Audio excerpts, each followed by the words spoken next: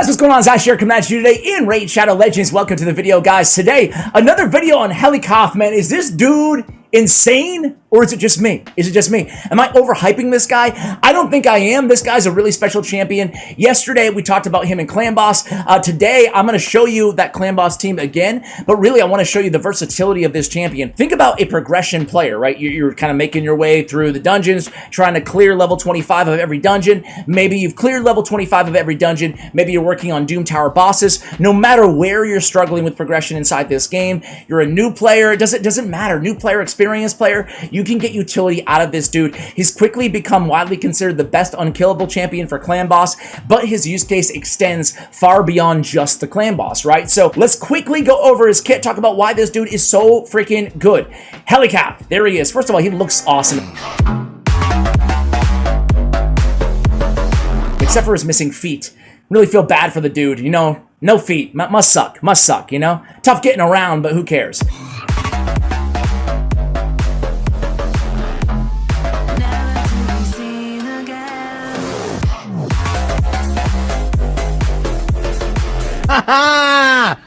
No problem, mate, yeah? No f***ing problem. We have a weakened big version on his A1, which is really nice to have. A 2-time hitter. Ignores shield and block damage. Does a lot of damage for a defense-based champion, too. This guy can put out some damage because of his passive. On the A2, an AoE shield based on his defense, a la Valkyrie, fantastic. His A3, block damage, a la Rashkar the Tower, but it's better because when that block damage is removed, stolen, or expires, it places a increased defense buff on the ally for 2 turns afterwards. Fantastic! It's an amazing ability. And then Feast Agony, increase the champion's defense by 5% for each ally under block damage, and then counterattacks with the default skill whenever an ally is hit with or hit under a block damage buff. Occurs once per enemy turn. Dude, this is fantastic. He just puts out so much damage because of all these counterattacks, because of all the block damage, up 2 out of every 4 turns, right? So you have him here with these masteries right now. You guys can go ahead and check them out. This is a Clan Boss mastery build for this champion. There's really not a lot of wrong ways to build Helicath, honestly, as long as you have a lot of defense, some speed, and some accuracy to land that weekend on the A1. Really, and some crit rate and crit damage is nice too, because you can put out some damage. So not necessarily an easy champion to build, because you really want as much defense as possible to bolster up that shield, and you need the accuracy, right? So that's why I prefer perception sets on this champion. You know, it's so nice to get 80 accuracy out of 4 artifact pieces and still get the 10% speed as well. I just love perception. I went 2 perception and 1 defense. There's really no wrong way to build this champion, again, as I mentioned, as long as you're prioritizing those stats. I'm also going to show you him in a regen set in just a moment here so we can solo Bommal. I'm going to show you him against Spider as well. This is the Clan Boss build.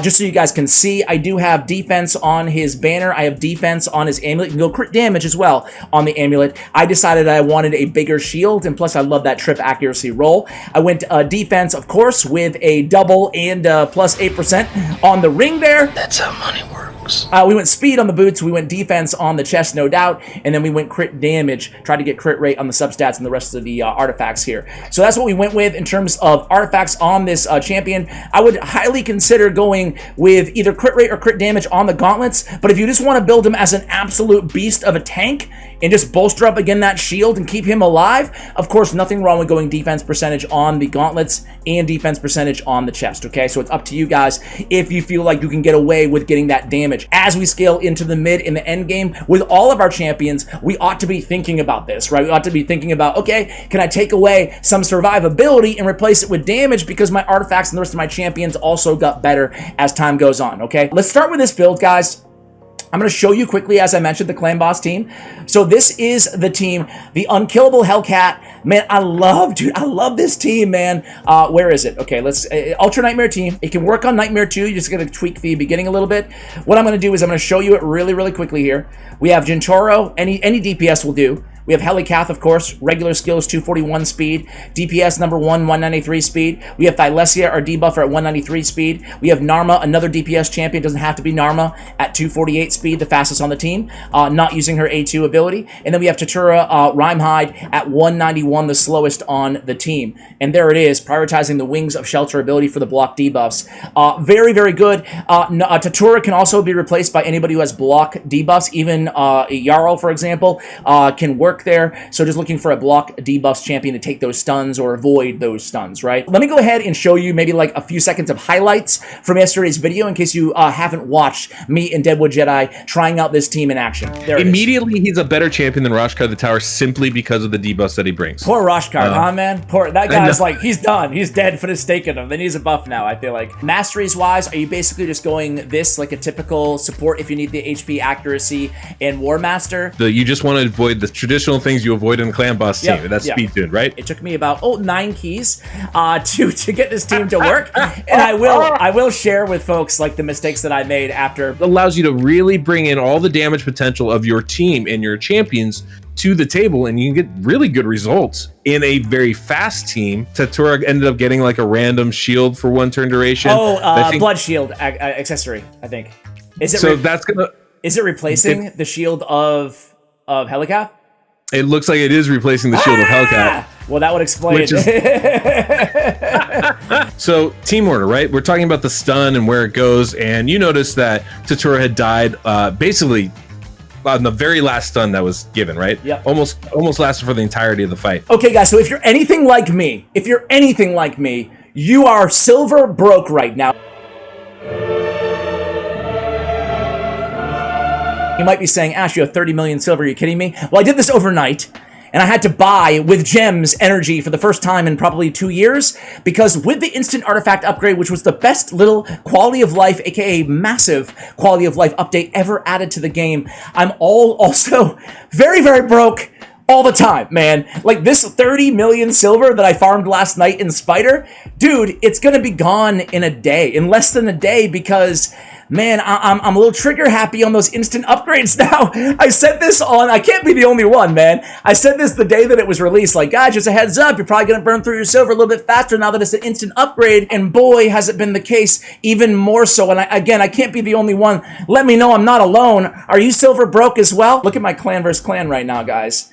This is, you might look at it and be like, dude, you wailed out, bro. You wailed out, you super, pay to win. 500,000, right? 500,000 with still a lot of time left in this clan. Come on, man. Come on, you tryhards. Ah! You know what, guys? I did book out 2 legendaries, obviously Helicath and actually 3, Candrafon and Bavaldo the Thorn, or whatever his name is.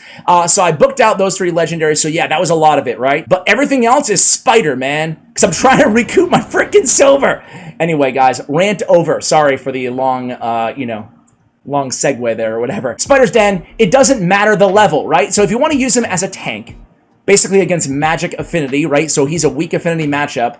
All you need to do is build him with like 300 or so resist, depending on the level, right? Enough to resist the poisons, and then he's going to tank for your team, kind of like, Contra the Cyclone would do, only he's going to be so much better because this dude is like Miscreated Monster on steroids, because he has to block damage for every 2 turns. Miscreated Monster's shield a little bit better for Spider, because it's based on the damage that he deals to all those Spiderlings and the Spider Mother as well. However, I mean, it's still a really good shield on Helicath that Helicath provides, and the block damage, fantastic. The only negative side of him and Spider, and this is hardly a negative, but it is what it is all those counterattacks, every time an ally is hit, it does take up some time, unless, of course, you have the Spiderlings stunned. Just build him with more resist, and he can be your tank. Nice and easy, right? Easy enough.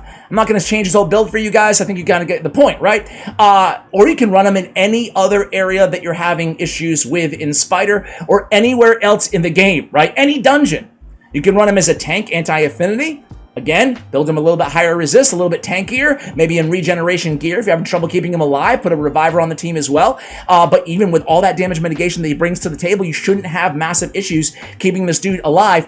And then for Spider 24, you can run him just as a support champion, like you would a Miscreated Monster or a Sir Nick or something like that, right? So you can put any team with this dude. You can run him on an HP burn team. You can run him on an enemy max HP team. You can run him on a hybrid team. It doesn't matter, man. He's just going to keep your team alive, right? So really, whatever pieces we put him with here, I'll put him with Apothecary, I'll put him with Reliquary Tender, I'll put him with Helicath the Seared, and I'll put him with Cold Heart. So we have a little bit of burn, a little bit of max HP. It's not going to be the fastest team in the world. I'm not even going to go in there like I should and make sure we're prioritizing the right abilities on all these champions, like the Heartseeker ability on Cold Heart. It's going to probably take around, 3 minutes, 4, 5 minutes? I don't know. It's going to take a little bit of time. but it's going to be an easy 100% success rate. This dude is like kind of this, I don't want to call it cheat code, but it's like, it's this one champion you can just plug into any team like this that you're struggling with. And that's the beauty of this champion, just one of the best supports inside the entire game. Now, I want to show you this guy, Solo Bommal, as well. He can really do it all, right? Support against almost every single one of the Doom Tower bosses. Fantastic. You can use them against Hydra Clan Boss as well. Obviously, Clan Boss, again, Deadwood Jedi says #1 unkillable champion in the world. If you're running a Warcaster team, if you're running a Roshkar the Tower team, simply replace those champions with Helicath and you have a better team. You have more damage, certainly a lot more damage that he provides himself, but plus the big version of Weaken on his A1. He's bringing a lot to the table. So I'm not going to make you watch this entire battle here against the Spider. As I said, it should be around maybe 4 minutes or so.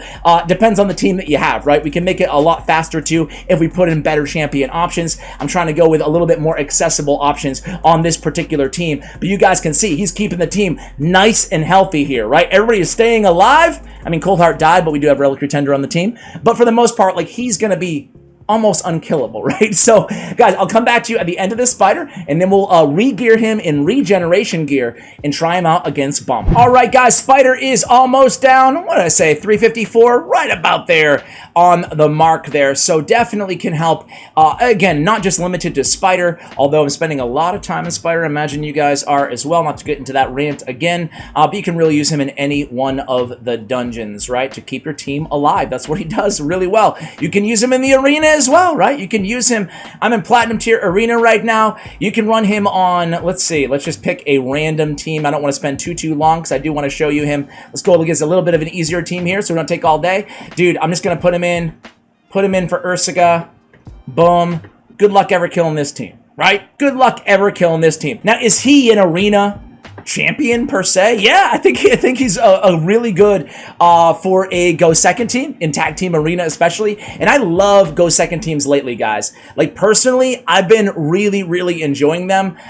This is like obviously an OP kind of pay to win team. By the way, guys, let me know, do you want to see like a Platinum Arena video? Do you want to see a highlight of any champion in kind of end game gear? I haven't done this on the channel because I like the content here to appeal to everybody, and showing like this kind of stuff, like, you know, especially against an easier team like this. It isn't fair. It's not necessarily super riveting, but would you like to see a video? I thought of like this idea. I'll go to Platinum, I try like an unorthodox team, but they're gonna have to be in good gear, and then I'm gonna try to beat every single team, no matter what, you know? I'm just gonna refresh live, and then try to beat every single team inside the arena, and kind of switch the pieces together to make those puzzle fit, you know? I don't know, let me know if that makes sense to you guys, if you like that idea. But yeah, I mean, his kit speaks for himself in the arena. I don't need to tell you why he's an effective champion, right? Like, obviously the shield and the block debuffs, he's bringing a lot to the table. Is he a Platinum Arena champion? Probably not, but could he help a lot of people just farming or in tag team? Absolutely. All right, so let's go ahead and take a last look at his gear, and I'm gonna just like basically, I put out a video, 4 champions who can solo the Scarab King, which, by the way, I love that video. We did Taragi the Frog, Vergis, Skull Lord, and Eurost. So we're just going to steal one of their gear, I think. That's what we're going to do here. All right, guys, so here we go. Let's talk about the changes that we made in order to solo Bommal. Now, obviously, he is a positive affinity matchup against Bommal, which is advantageous for us as Helicath users. We're going to show you the stat thresholds right now for Bommal, floor 90 of hard. Of course, A, he doesn't have to solo. He can be there in support of the rest of the team. Him and Vogoth can really do a good job keeping your team alive. And B, the stat thresholds go way down if you go to lower level of Doom Tower hard floors of Bommal, or if you go to Doom Tower normal. So just take that into consideration. So massive shout out to Hell Hades, who actually ran this comp on the test server. So I copied it from him. Big shout out, giving credit where credit is due there. So we have 98k on the HP. He said 95k is the threshold. We don't care about defense. We're turning off our A2. We don't care about the shield ability. 228, but keep in mind we're aiming for 239 to 249, excuse me, 239 239 to 249 speed. We're going to get the rest of our speed from masteries or from the aura, okay? And then on top of that, we don't care about accuracy. We don't want to land that weaken. We don't really care about resist either. So that's about it. We're going to get all our damage from War Master. As I mentioned again, we have regeneration and immortal. I redid the masteries as well, guys, namely picking up Whirlwind of Death to give us that extra speed. We're going to make sure that he kills some enemies along the way. So there it is, guys. Went defense tree, went with retribution as well to just help out a little bit. Also Wrath of Slain for a little bit extra damage as well. So let's go ahead and take him into Bommal floor 90 here, and I'll show you what we've done with the team. So Bommal hard, floor 90. Let me get... Does it bother you guys that when there's no artifacts, pop up or banner or whatever, it comes on right here on the team setup? Do you guys see that? Put that little no equipment on a character a little bit higher there, player, so I can click on my team setup. I know, I did it on purpose. We have Venus. Venus is just there to help us with the waves, but primarily she's there for the HP aura, 33% in all battles. You can use Jareg or anybody else or any speed aura if you need the speed, depending on how you built your Helicath, right? So we go over to Helicath here. We turn on round 1, we prioritize and then don't use his A3 again. Round 2, prioritize and don't use his A3 again. Round 3, we're not using his A2, we're prioritizing the A3 ability, okay? So let's go ahead and save that. We put some food on the team as well, so they can die and we get more damage vis-a-vis Wrath of the Slain. And the reason we're starting off with his A3 and not using it again is A, so it's off cooldown for the second wave and the third wave against Bommal, but B, he's going to be counterattacking every time, you know, you can see. This is how he's going to get his kills, right? So we want to make sure that he gets that extra 18 speed, so we need to make sure he kills at least 3 mobs along the way. He's definitely going to do that as long as you have him prioritizing and using his A3 ability and then going in there and counterattacking to kill them. He's already killed 2, maybe 3 here. So guys, I'm going to come back to you when we get to Bommal. All right, guys, so when we get to Bommal, we turn it off auto. We go A3. A1, A1, A1, A1 3 times. There we go. So A1, number 1. A1, number 2. And A1, number 3. And then we turn it on auto.